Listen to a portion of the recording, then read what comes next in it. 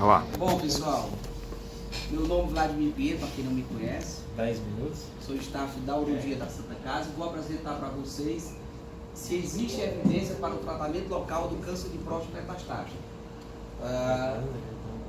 Como todos vocês já sabem, você vê que as diretrizes de 2018 ainda mostram que o paciente com câncer de próstata M1, ou seja, o paciente com câncer de próstata metastático, o tratamento padrão é a terapia de deprivação hormonal, que seja um tratamento cirúrgico, orquiectomia, de forma cirúrgica, ou que seja um tratamento com os agonistas de LH-RH. Então, assim, esse é o tratamento padrão para o câncer de próstata metastático. O que eu vou tentar convencer para vocês do tratamento local é um subgrupo realmente desse paciente que a gente chama a doença oligometastática, que representa um estado biológico único, parece ser uma doença indolente, com sua própria história natural e que talvez necessite de um tratamento específico em ser câncer de próstata oligometastático. E o que é câncer de próstata oligometastático? Existe realmente um consenso para o câncer de próstata oligometastático? Não se sabe se são menos do que 3, do que 4, do que 5 metástases ósseas, mas o que a gente vê da literatura e a tendência é realmente se considerar o paciente oligometastático o paciente que tem menos do que 3 lesões ósseas, por exemplo.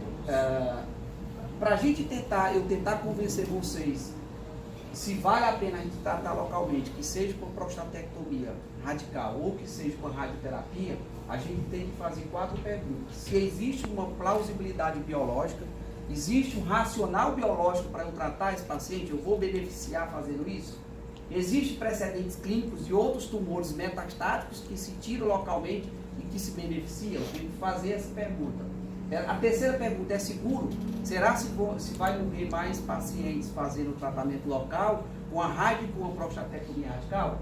E a última, se ela, e talvez seja mais importante, se ela é realmente efetiva. Ou pelo menos para dar uma qualidade de vida ou sobrevida maior em termos de efetividade. A primeira pergunta eu vou tentar responder é se existe realmente a plausibilidade biológica. Então, isso aqui é a teoria semente solo de peixe, que mostra que, em estudo de genômica, eles mostram de que realmente pode existir a metástase da metástase, ou seja, existem pesquisas de estudo genético. Por exemplo, o paciente fez uma metástase no pulmão e ele vê o glícero do pulmão e estuda em termos de DNA tanto a metástase óssea, a metástase pulmonar, comparando com o glícero da peça. Então, esses estudos genômicos em próstata parece que mostram que existe metástase da metástase e existe as metástases do tumor que localmente não foi retirado. Então, a primeira pergunta é que existe realmente um racional biológico para responder isso. A segunda pergunta, precedentes clínicos. Isso daqui todo residente tem que saber. Em 2001, o Dr. Flem, que é vivo, em câncer de rim, ele mostrou que a nefrectomia junto com o intéfilo tinha uma sobrevida de 11 meses comparado, isso pacientes com câncer de rim metastático, em que eles faziam só o intéfilo, mostrando realmente uma sobrevida maior com a adição da nefrectomia. Então, existe um precedente clínico em tumores urológicos, né, que é esse trabalho publicado em 2001 e que também tiveram outros pacientes com tumores, por exemplo, de câncer de ovários e aparelho digestivo, mostrando tanto essa publicação dele, inicialmente do Dr. Flem, que foi em 2001, em 2004 ele puxou os dados mostrando que realmente a nefrectomia citorredutiva no câncer de rim metastático tinha uma sobrevida maior do que só o intéfilo também. Se viu isso em câncer de ovário, hoje com a quimioterapia hipertérmica estão mostrando quando você tira um número maior de doença, você evita aquelas metástases das metástases. Então parece que existe um precedente clínico, a segunda pergunta. A terceira pergunta, segurança, é seguro? Será se vai ter mais mortalidade você fazendo a prostatectomia radical citorredutiva em pacientes oligometastáticos? E aí o Dr. Axel, ele produz esses trabalhos de câncer, de tratamento local em doença metastática, praticamente um grande boom de trabalho são alemães. E veio de 2014 para 2018.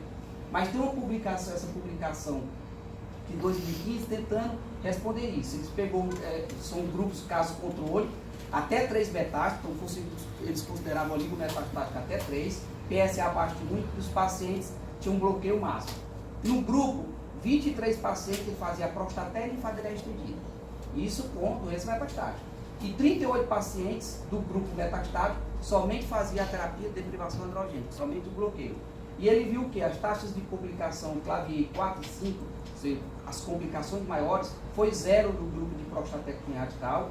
E uma coisa importante, que as complicações locais, como obstrução do trato urinário, hematura e derivação urinária, foi 0 no grupo que tirou a próstata, contra 29, quase 30% a mais no grupo que não tirou a próstata. E o resultado de continência urinária também não foi pior no grupo que tirou a prostatectomia radical, comparando mais ou menos com um grupo de pacientes que nem têm doença metastática. Então esse trabalho, ele já mostrava que a terceira pergunta, segurança, realmente era importante. E quanto à efetividade? Aí é outro trabalho que os residentes têm que conhecer. Esse é um trabalho famoso, em 1999, publicado no Journal, pelo pessoal da Mayo Clinic, que tem essa tendência de querer operar no alto risco, doença localmente avançada e metastática. O que é que ele fez? Ele pegou um grupo de 1966 e 1995 que tinha um N positivo. O estadiamento clínico 4, porque ele não dizia que eram pacientes com doença metastática, mas era paciente de estadiamento clínico 4, com doença linfonodal. O que é que ele fez? No primeiro grupo ele fazia prostatélia, linfadenese e orquectomizava no mesmo ato operatório, 80 pacientes. No outro grupo de 80 pacientes, igualmente, ele fez o quê? A linfadenectomia pélvica e a orquectomia e não tirava a próstata. O que é que ele mostrou? Uma sobrevida quase que o dobro em 10 anos. No grupo fez prostatélia com orquectomia, de 66 contra 28, e a sobrevida câncer específico, praticamente o dobro de quem tirou a próstata. Então esse aí foi o primeiro trabalho, em 1999, aí passou um intervalo muito grande sem publicar nada sobre isso, né? E aí começaram as publicações dos grupos alemães, sempre as publicações europeias e americanas sobre esse tema, geralmente são casos de controle de banco de dados. Eles pegam o banco de dados anteriores e vão estudar o banco de dados. Então o que é que esse grupo alemão viu? Ele pegou quase 1000 pacientes, certo? Que fizeram prostatectomia radical no banco de registro de câncer da Alemanha e 250 que não fizeram, né? Sobrevida global em 10 anos para quem fez prostatectomia radical foi de 64% contra 28%, ou seja, praticamente o dobro de quem não fez, de quem abortou a prostatectomia radical. Então, na análise multivariada, ele mostrou que a prostatectomia radical desse banco de dados alemão foi preditor independente de sobrevida, né?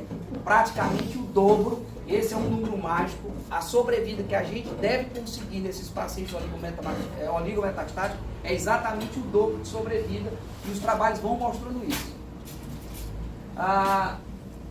Em 2002 teve essa primeira publicação, aí teve esse intervalo de 1999 muito grande. Em 2002 teve essa publicação do Dr. Ian Thompson.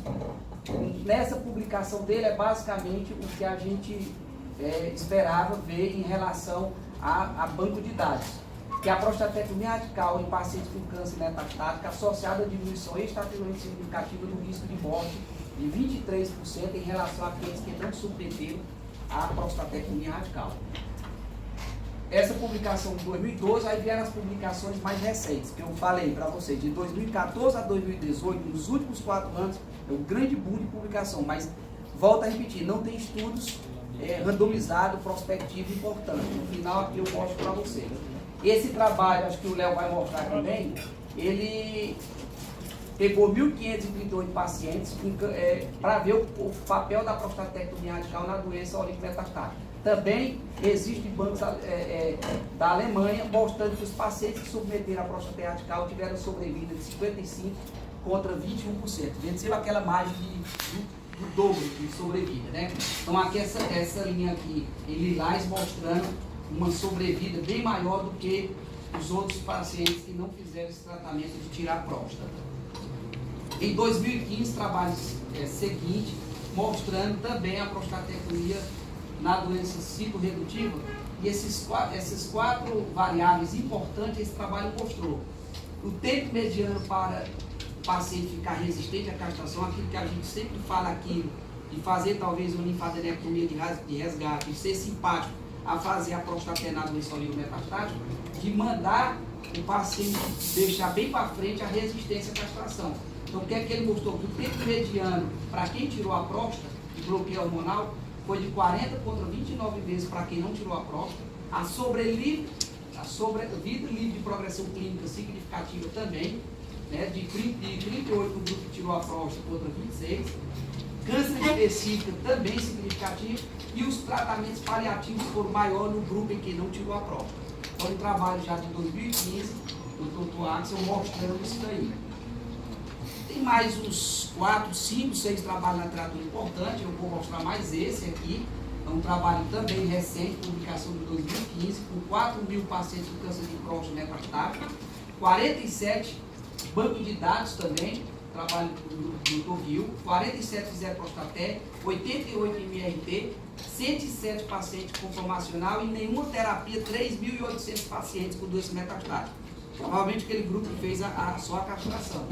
O que é que ele viu isso aqui? Que a prostatectomia radical foi associada à diminuição de 52% no risco de mortalidade de câncer específico. Então, essas duas linhas aqui de MRT e prostaté fizeram tratamento local, comparado com essa última linha em azul, sem tratamento local, mostrando realmente uma sobrevida importante e diminuindo a morte em 52% dos pacientes. E para terminar, em termos de tratamento local, a pergunta é: e vale a pena fazer a radioterapia também para os pacientes com doença oligometastática? Aí aqui é um banco de dados do Colégio Americano de Cirurgiões, que é o chamado NCDT, 6.000 pacientes, 5.800 pacientes fizeram só o clássico, a terapia de deprivação androgênica, e 8%, 583 pacientes fizeram a prostaté com a terapia de deprivação androgênica.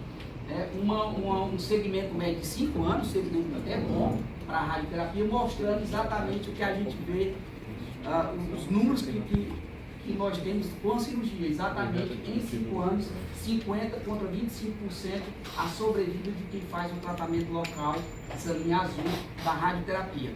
Ou seja, o número mágico para paciente oligometastático que faz tratamento ou com radioterapia ou com prostatectomia radical parece no mínimo ser o dobro de quem não faz o tratamento local. Então, a quarta pergunta é que realmente vale a pena em relação a esses estudos retrospectivos. E qual, assim, uma pergunta que às vezes se faz: doutor, existe um subgrupo de paciente que vai melhor? Talvez a gente saiba o grupo que vá pior. É o paciente que com doença oligometastática, que tem uma doença muito agressiva, isso 9 e 10, que seja o T4. Então parece que você selecionar também, em termos de vício, de estadiamento, o doente com a doença oligometastática é um paciente que vai responder melhor. Atualmente existem em trial 3 trabalhos na literatura, que eu conheço, não sei se o Léo vai falar se tem outros, mas existem 3 trabalhos, um do MD Anderson, um britânico, o outro é americano, que não é do MD Anderson, esse trabalho tentando responder isso. Esse trabalho era para fechar em 2019, não fechou. Pelo menos a pesquisa que eu fiz hoje de manhã no trial, que vai fechar em 2019, tentando responder quem faz a terapia ótima local com cirurgia ou rádio, né, o paciente metastático, oligometastático, ele vai ter esse grupo, ou o grupo que faz só a terapia de deprivação androgênica.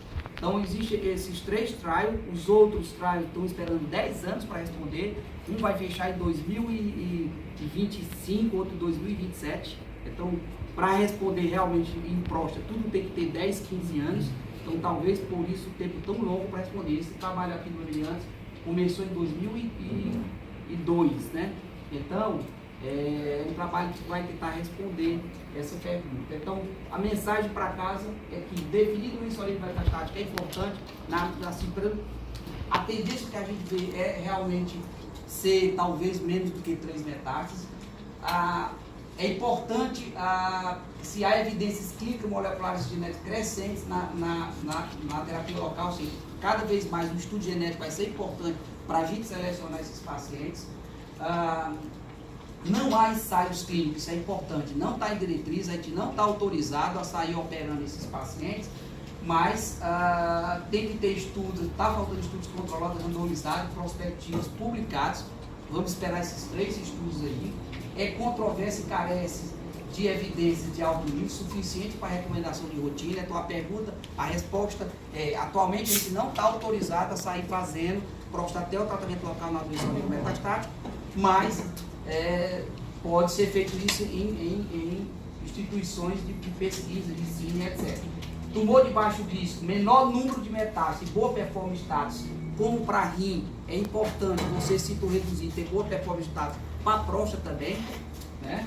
E identificar quais são os melhores locais, e aí, assim, vai ter uma mudança muito grande nos próximos anos, por causa do PET, né? Talvez a gente vá começar a ter um número maior de pacientes com doença oligometastática que nós não teríamos, ou talvez nós já temos operado muitos doentes oligometastáticos sem saber. Isso é mais importante, né? Então, talvez o PET com o PSMA vá mudar e vai aparecer um novo nicho de pacientes para a gente realmente tratar. Basicamente isso. E convidar vocês para 10 de novembro, o 5º simpósio de câncer urológico do Getúlio, do Gramarquise. Vai ser um evento importante da urologia do Ceará, né?